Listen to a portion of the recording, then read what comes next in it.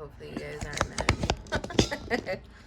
But, okay. So, we're going to start off with an example of a simple gas law problem.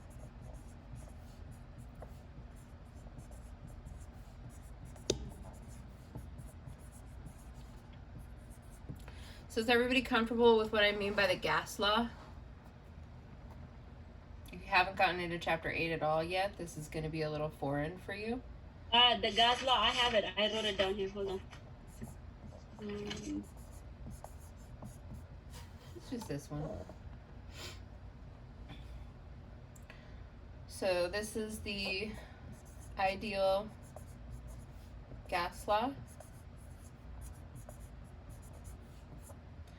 also known as perv-nert. PV equals nRT. Any of those will do, right? So anytime we're working with gas problems, so let me reframe that really quickly. Most of the time when we're working with gases in a problem, we'll be using PV equals nRT, but there's some telltale signs that can tell you whether or not that's what you're dealing with, right? So the first one would be if you see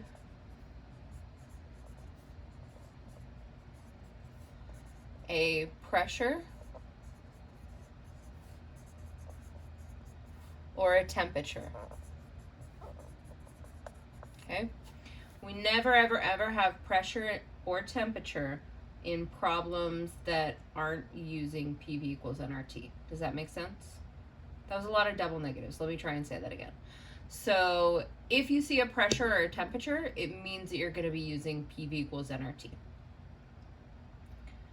If you don't see a pressure or temperature, it doesn't necessarily mean that you're out of the gig, but it's much less of a chance. Okay. But when you say like when we see a pressure or temperature, are you saying that if we ask to solve for one of those, or if we just see it in general in our problem? So let me give you an example. So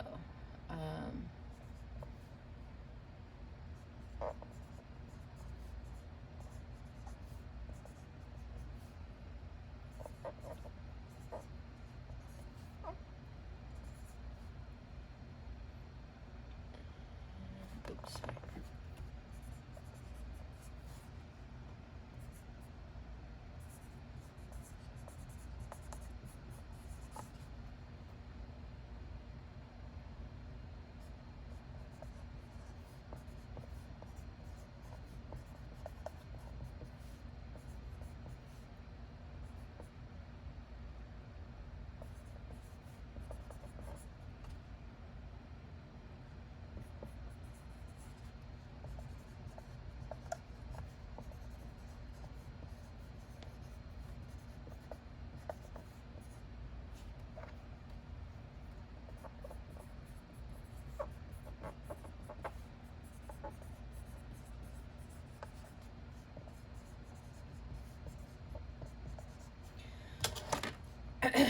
Okay, a balloon at 26.3 degrees Celsius and 725 millimeters of mercury has a volume of 760 milliliters. How many moles of air does the balloon contain? Right? So, what kind of unit is this? We have to convert it to carbon. Yes. But what flavor of unit is it? Oh, that's temperature. This is the temperature, right? Mm-hmm. So, what about this one? That's a pressure. Mm-hmm.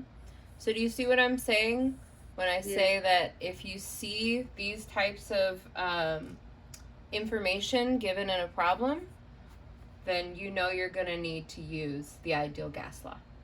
Does that make sense? That's what I'm saying. Right? Okay, thank you. It's clear to visualize it now. Mm-hmm. So having milliliters doesn't guarantee that you're working with a gas, Does that make sense? So you could have milliliters in a density. You could have it in a volume with a liquid, right? So pressure and temperature tend to be the two main variables that you don't see as much of with other types of substances, right? So solids, liquids, that kind of thing. Especially pressure, because liquids and solids are not very sensitive to pressure, right? But gases really are. Does that make sense? So you can squish gases a lot, and that's essentially changing the pressure, right? You can't really squish liquid very much, and you definitely can't squish tables, right? Well, I mean, you can smash them, but that's not the same thing. So, okay. Everybody all right with me still? Yeah. All right. So, couple of things that I want to point out here. So, as Medina pointed out, and she is 1000% correct, temperature, when you put it into PV equals nRT, can only ever be in Kelvin.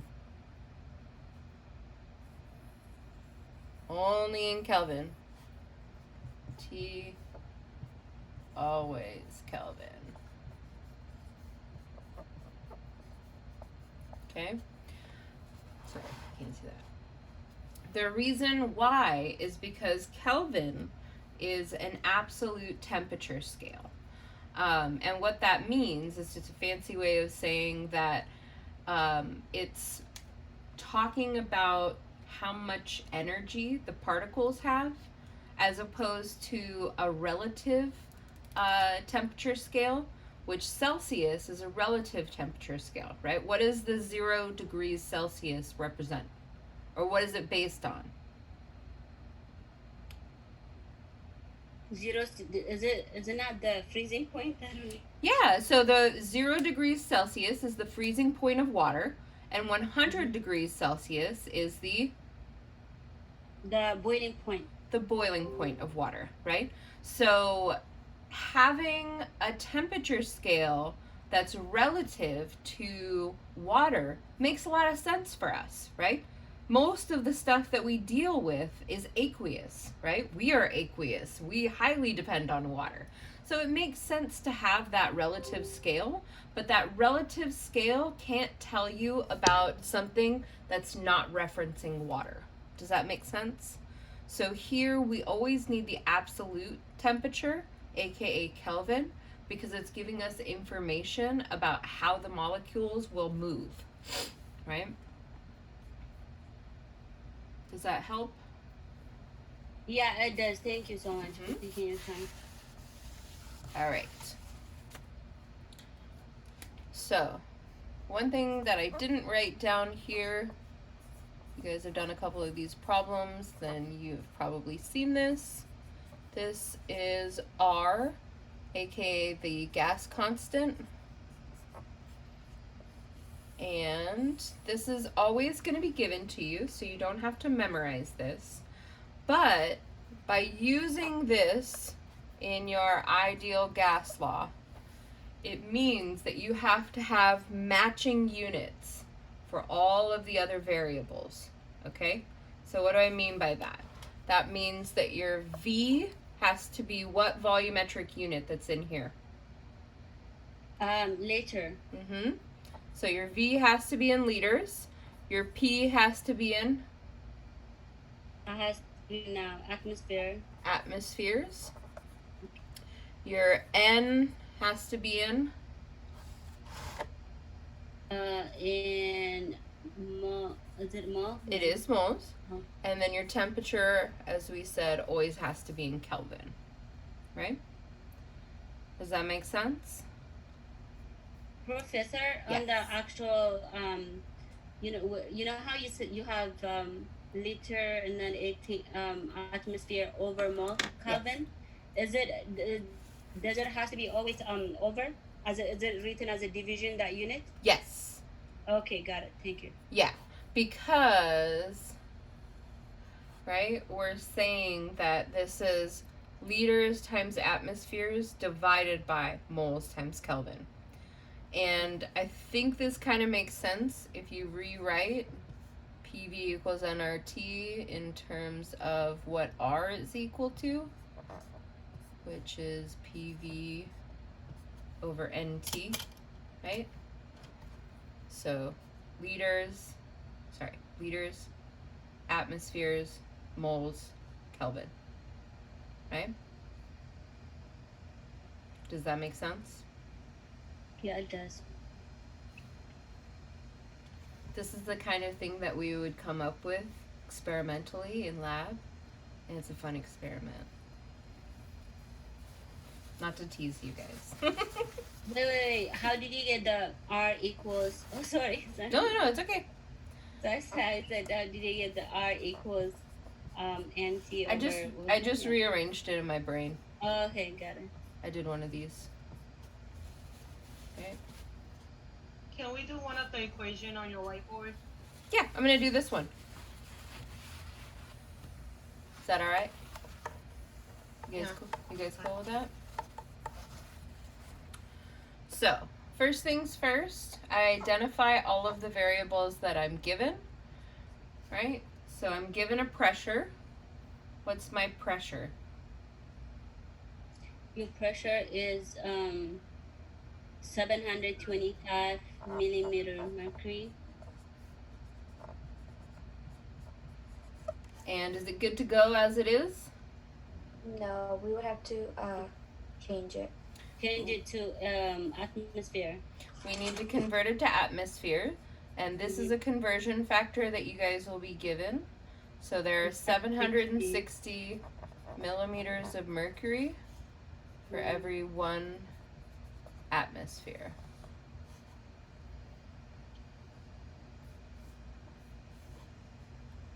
And this cancels out, and you're left with ATM. So let's see. 725 divided by 760. I have 0.953 ATM.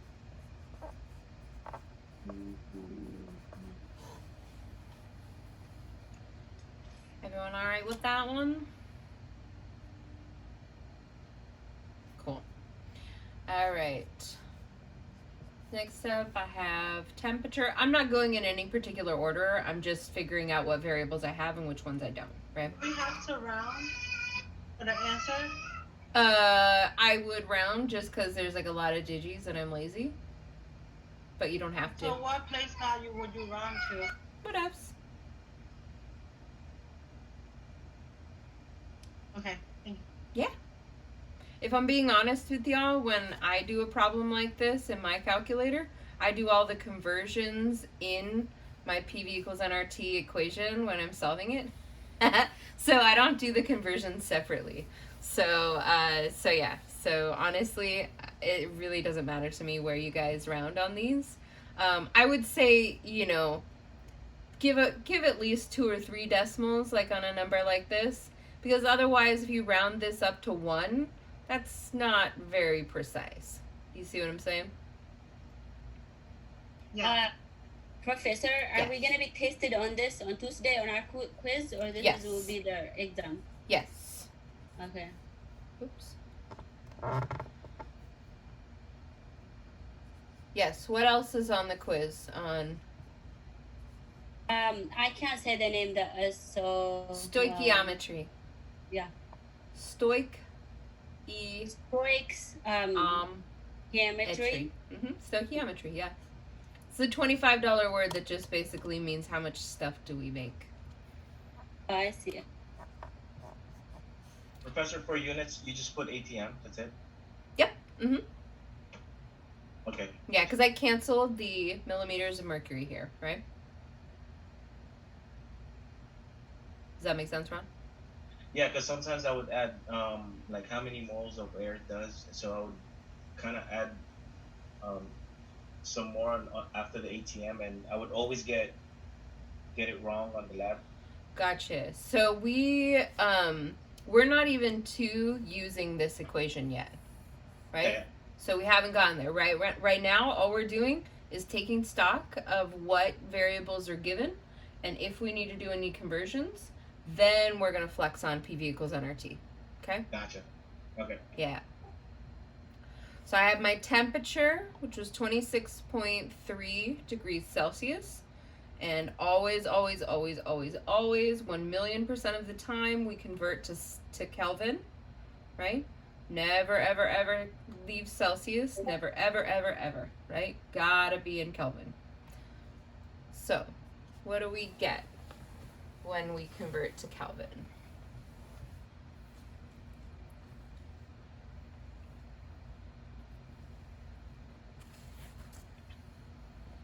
Oh, 299.5 Kelvin.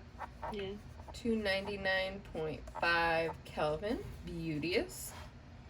And last but not least, I'm given a volume, which is 760 milliliters. What do I need to do with that one? We're gonna convert it to liter. So you're gonna say 760 times 1 liter will go on the top, 1,000 milliliter will go on the bottom. Beautiful. Right? We're gonna go over this on Monday, right? Again? Yeah, we can talk more about this on Monday. Mm-hmm.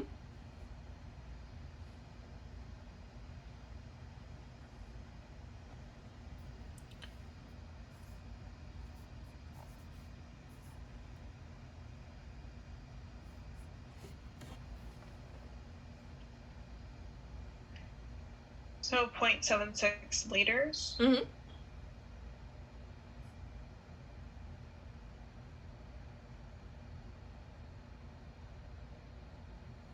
Yeah, that's what I got too. So you added 0 because you want your digits in Nah, I don't care about Siggy Figgies. I just left the 0 because it was on here. Don't worry about it. Oh, I got you. Okay. Yeah, if you No, dropped but it. thank you, Medina. It reminds me because then I don't miss my decimal point because my eyes will miss it. For sure. Cool. So now, what is the problem asking us to solve for? Let's see. ml. Oh, it's asking us how many moles. How many more? Sure. So what variable is that? That's gonna be n. No, Mhm. is it? Yep. N. Yeah. So we're trying to solve for n, right?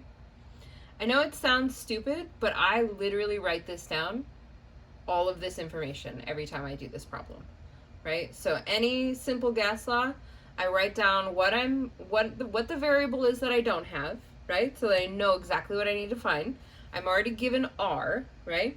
So I should have 3 other variables that I'm given, and then 1 that I'm solving for, right? Now, next thing I want to do is I want to take my PV equals nRT equation and solve it for this variable, right? Now, do you have to do it this way? No. You could definitely just plug in everything where it is in PV equals nRT and then solve for n. That's fine, right? I personally got used to doing the solving with all variables. I like that because it means that I don't have an opportunity to write down the numbers incorrectly and then mess it up after writing it down a couple of times. Do you know what I mean? So I much prefer to just work with letters and then put the numbers in all at once, but totally up to you. So if I have PV equals nRT, how do I get n by itself? You're gonna divide by, let me see. Not by n, maybe multiply. No, divide the RT on both sides. Yeah. By RT, sorry. No worries. So I need to divide both sides by RT. Does everybody see why I did that? Yes. Isolate that. And now I need more room, so I'm going to have to erase some stuff up here. So, sorry.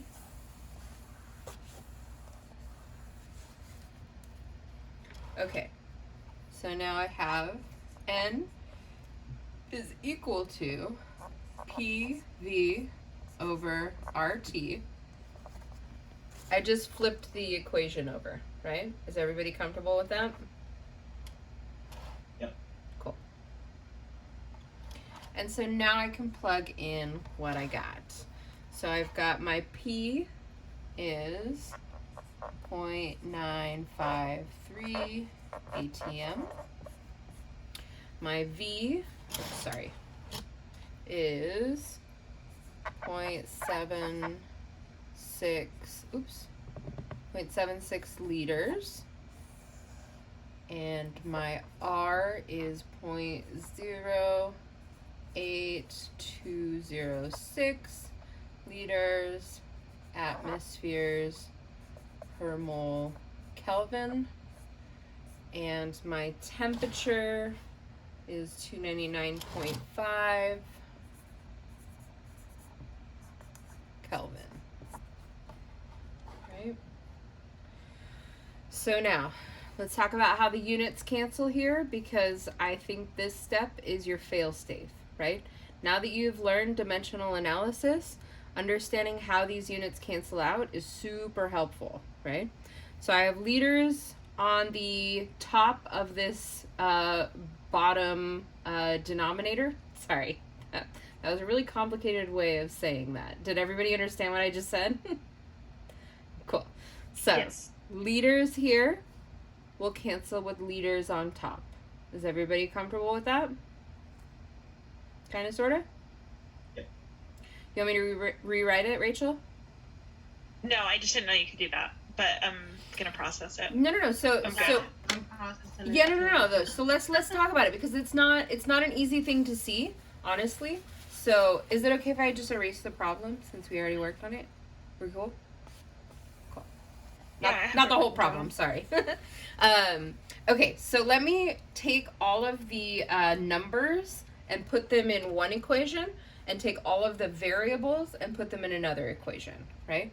So I've got this guy times this guy, and this is honestly, this is not a bad strategy for solving these generally, because then you know how to put it in your calculator, right? You know what I mean? Mm-hmm. It's less noisy, right? So that's the part that I'm going to put in my calculator. Then I have this other equation that I can multiply by that just has units. So it has atmospheres times liters, right? And then in the bottom, right, we have a fraction.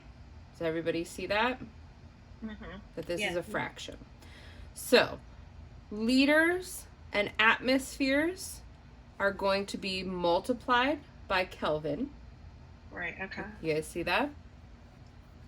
So liters times atmospheres times Kelvin, right?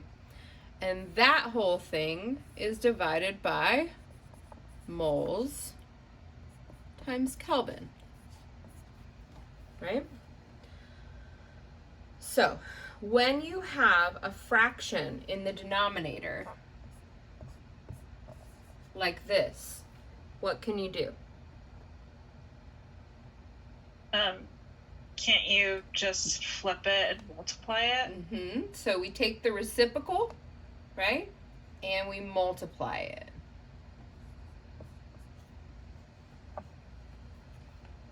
Does that make sense? Does Yeah. everybody kind of sort of remember that? What is the 2/1 coming from? I'm just giving a Or- simpler example. That's all. Oh. Yeah.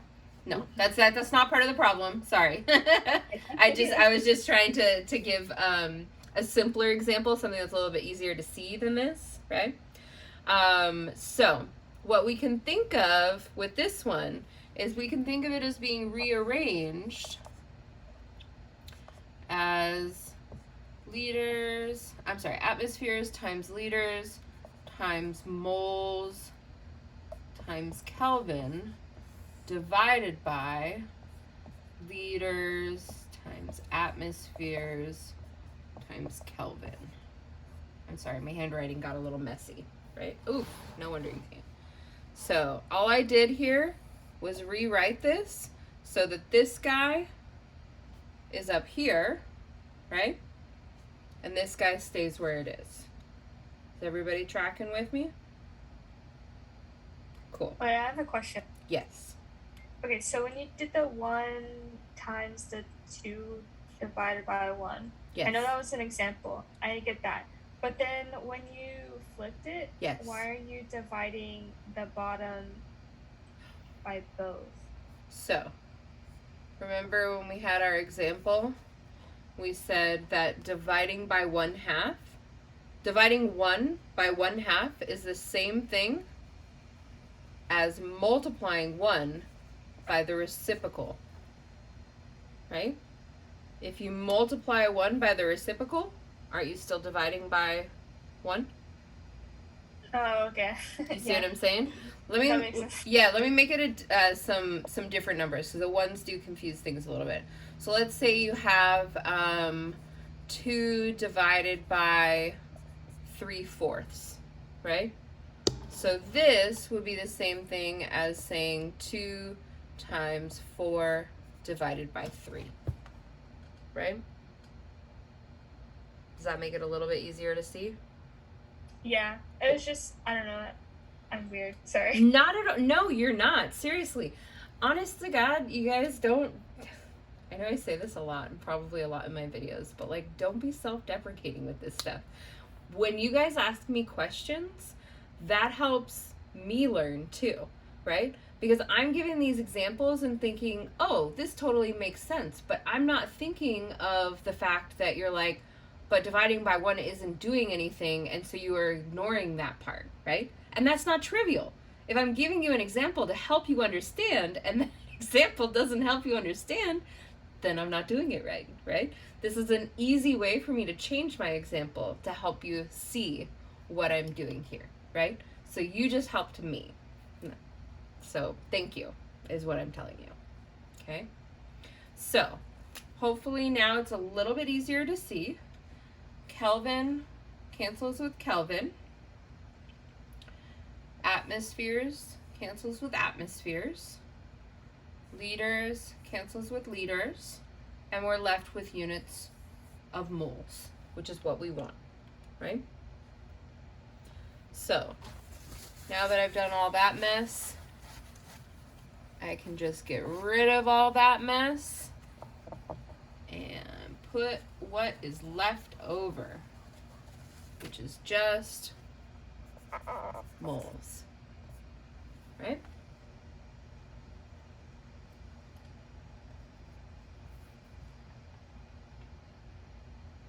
So, what do y'all get?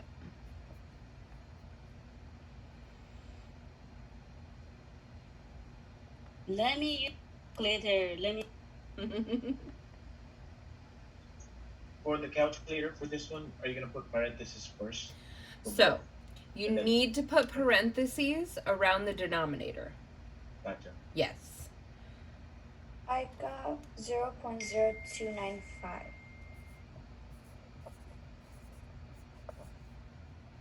Anybody want to back her up on that? I got the same thing. Huzzah!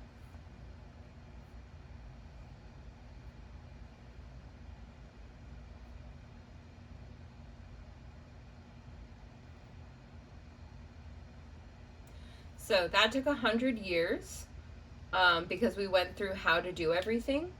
But we can probably do another problem, another sample problem in the time that we have left. So let's do it, okay? Hold on, real quick. Yep. Can I just say, if we don't round at where you rounded at, are we still gonna be marked right, or? So this would be the type of problem where I would say, give me your answer in sino to 2 decimals. Right? So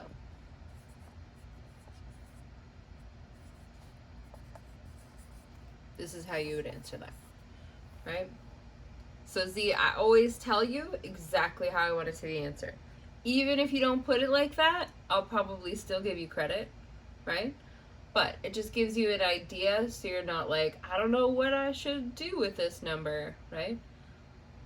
So I think if I'm not specific, then I get some students that are like, I'm just going to put everything the calculator says, and I don't want to see all those numbers. You know what I mean?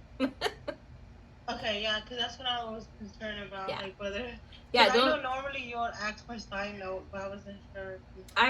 Yeah. So I will always tell you what I want in terms of the number of decimals, and if I want it in scientific notation. Okay. Yeah. Professor, Yes. I know it's not relevant to what you're doing, but for like in our homework, there's something that asks find the molar mass, and I was like, Mhm. what the heck is going on in here? Molar mass and word problem. Mhm. So, is there a video that explains this in your lecture somewhere? I'm going to explain it to you right now. Okay? Okay, May I erase? please. Everyone all right? Yeah. All right. You're going to be really mad at me when I explain it to you Good. because it's so easy. Oh, okay. The other reason. What are the units of molar mass? G over M. G over ML. ML. Gram over, actually gram over mole.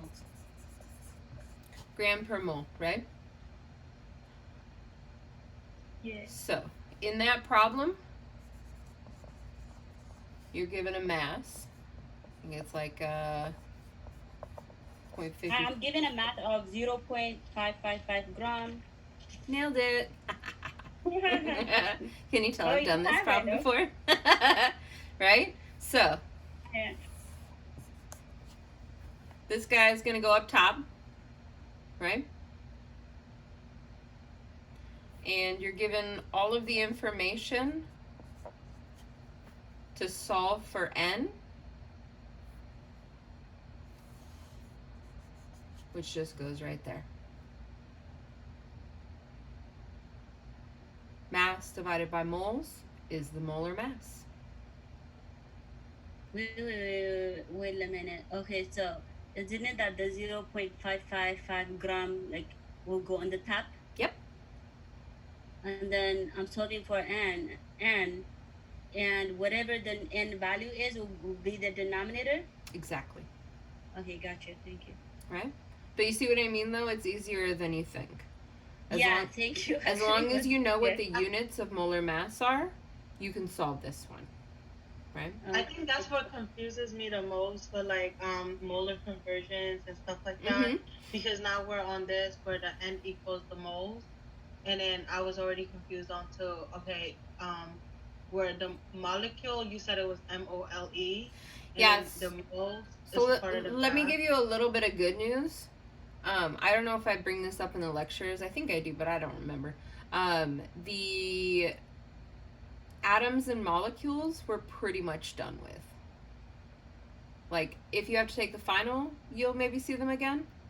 But most of the stuff that we're doing in chapter 8, 9, and 10 will be converting between grams of something, moles of something else, and then grams of something. Or using PV equals nRT, or using molarity, which is chapter 9. Right? So it's going to be a handful of units. We're not usually going to be messing with Avogadro's number. So if I'm planning on taking final, that means I'll be seeing the stuff that I saw. You I'll be will doing probably some- see one problem dealing with atoms or molecules. Yes. Okay, thank you. Hmm. Okay, that's good to know. Yeah. Because those two confuse me a lot. Yeah.